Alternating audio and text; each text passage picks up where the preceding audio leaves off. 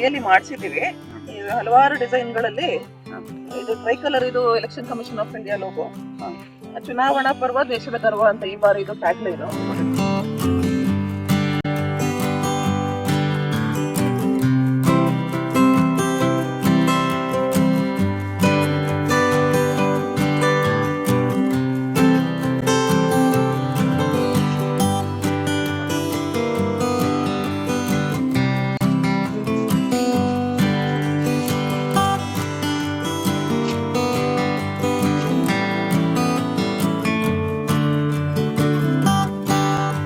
ಕೈಯಲ್ಲಿ ಮಾಡಿಸಿದ್ದೀವಿ.